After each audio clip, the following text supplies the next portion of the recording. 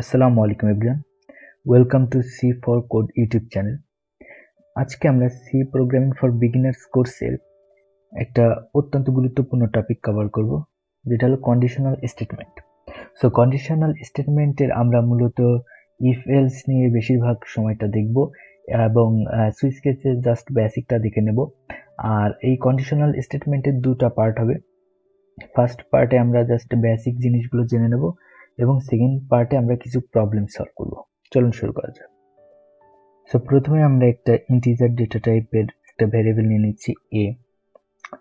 So এটা আমরা এই ভ্যারিয়েবলটা আমরা স্ক্যান করব ইউজারের কাছ থেকে ইনপুট নেব। আমরা আগে শিখে আসছি যে ইউজারের কাছ থেকে ইনপুট নিতে হলে স্ক্যান এফ এবং প্যারেন্থেসিসের মধ্যে ডাবল কোটেশন মাস্ট। যেহেতু আমরা ইন্টিজার ভ্যারিয়েবল নেব, সো %d, আর এরপরে এই ডাবল কোটেশনের পরে একটা কমা দিয়ে %a। এগুলো আমরা আগের ভিডিও শিখে এসেছি। তো যারা এখনো দেখেন না আগের ভিডিও, আমাদের এই প্লেলিস্ট থেকে দেখে নেবেন।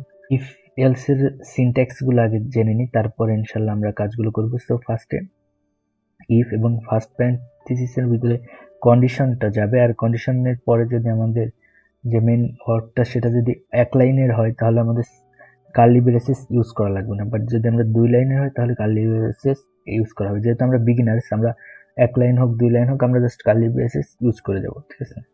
সো ইফ এর ভিতরে আমি একটা কন্ডিশন দিলাম। মনে করেন আমরা আমরা কিছু অপারেটর শিখে আসছিলাম, যেমন a মডুলাস 2। সো আমরা তো মডুলাস অপারেটর শিখে আসছি, যেটার কাজ হলো ভাগশেষ বের করা, আর ডবল ইকুয়াল মানে ওটা সমান, ওই মানটা আসলে ওই মানের সমান কিনা এটা চেক করা। সো আমি জাস্ট দিয়ে দিলাম 0। সো দিলাম কেন, যে আমরা এই যে ইন্টিজারটা নিব, এটা স্ক্যান নিব ইউজারের কাছ থেকে, সেটাকে আমরা কন্ডিশন অ্যাপ্লাই করে দেখব যে এটা কি 2 দ্বারা বিভাজ্য কিনা। যদি হয় তাহলে আমরা লিখব printf, দেন ফার্স্ট প্যারেন্থেসিস, দেন হলো ডাবল কোটেশন, দেন আমরা ডাবল কোটেশন দিয়ে ডাবল কোটেশনের ভিতরে লিখব ইয়েস, 2 দ্বারা বিভাজ্য, এই জন্য আমরা ইয়েস লিখলাম। দেন আবার যদি না হয়, এই কন্ডিশনটা যদি না হয় তখন কি হবে, তখন আমরা দিয়ে দিলাম এলস দিয়া। তো আমরা এলসেও, যেহেতু আমরা বিগিনার্স, তো আমরা প্রত্যেকটা ক্ষেত্রেই ডবল মানে কার্লি ব্রেসেস ইউজ করব। তো কার্লি ব্রেসেসের জন্য আমি এখানে আবার প্রিন্ট এফ দিয়া লিখে নিচ্ছি আমাদের নো। মানে এবার আমি পুরো ব্যাপারটা একবার বুঝিয়ে দিই। সো ফার্স্টে আমরা কি করছি, ইন্টিজার ডেটা টাইপের একটা ভেরিয়েবল এ রাখছি, এ। এখন এই ভেরিয়েবলের মানটা আমরা ইউজারের কাছ থেকে ইনপুট নিব, সেজন্য স্ক্যান এফ এর ভিতরে দিছি। সো এরপরে আমরা ইফ দিয়া ওটা চেক করতেছি যে কি ওটা আসলে 2 দ্বারা বিভাজ্য কিনা। যদি হয় তাহলে ইয়েস প্রিন্ট হবে, না হলে নো প্রিন্ট হবে। সো এইখানে আমরা মডুলাস অপারেটর ইউজ করছি এবং ডাবল ইকুয়াল অপারেটর ইউজ করছি। মডুলাসের কাজ ভাগশেষ বের করা, আর ডাবল ইকুয়ালের কাজ যে ওই মানটার আসলে কি 0 সমান কিনা সেটা চেক করা।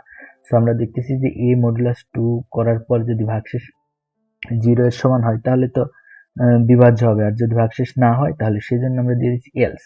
ইফ ওই if A modulus 2 equal to 0, এটা হলে ইয়েস, যদি ওইটা না হয় তাহলে এলস, আদারওয়াইজ যাই হোক নো। সো আমরা জাস্ট প্রোগ্রামটা একটু রান করে দেখি।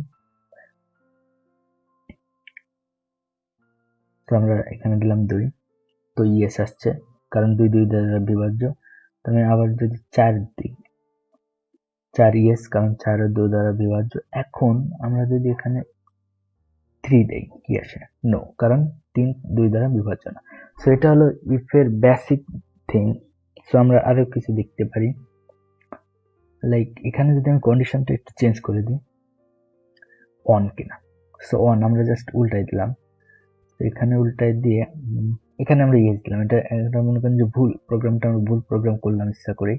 সো এখন যদি আমি 2 দিই, আসে নো, কারণ হলো 2 দ্বারা বিভাজ্য, কিন্তু এখানে যেহেতু আমরা কন্ডিশনে দিয়েছি মান অন, কিন্তু এখানে তো আমরা মান আসছে 0, সেজন্য এটা নো হয়ে গেল। সো এটা হলো আমাদের ইফ এলস এর বেসিক। সো আমরা নেক্সট ভিডিওতে হলো ইফ এলস নিয়ে অনেকগুলো প্রবলেম সলভ করব।